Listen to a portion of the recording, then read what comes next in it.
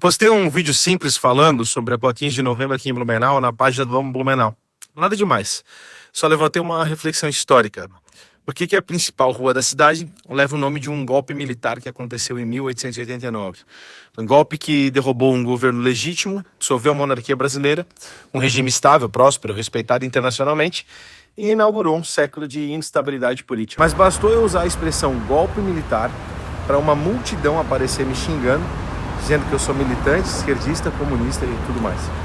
E o mais impressionante, gente que se acha conservadora, gente que se diz de direita, mas que não faz a menor ideia da própria história. A maioria dessas pessoas nem percebeu que eu estava falando de 1889 e não de 1964, porque ninguém leu o texto. Estava escrito nas primeiras linhas, mas ninguém leu, cara, ninguém leu. E isso diz muito mais sobre o Brasil de hoje do que sobre o meu vídeo.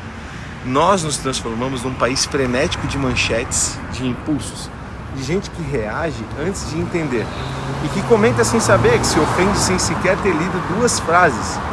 Somos um país culturalmente frágil e isso, ironicamente, é consequência direta do próprio golpe de 1889, porque foi ali, quando o regime monárquico caiu, que começamos a perder a espinha dorsal da nossa identidade.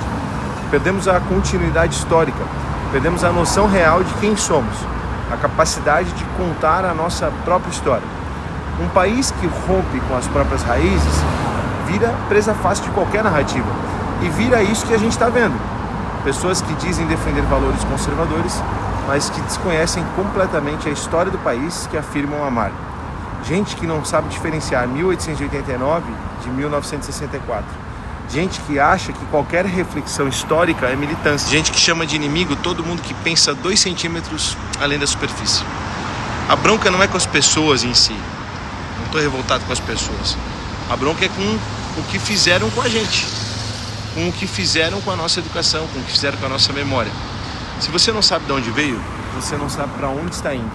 E é por isso que eu fiz aquele vídeo. E é por isso que, inclusive, eu estou fazendo esse aqui na Rua 15, questionando o nome dessa rua.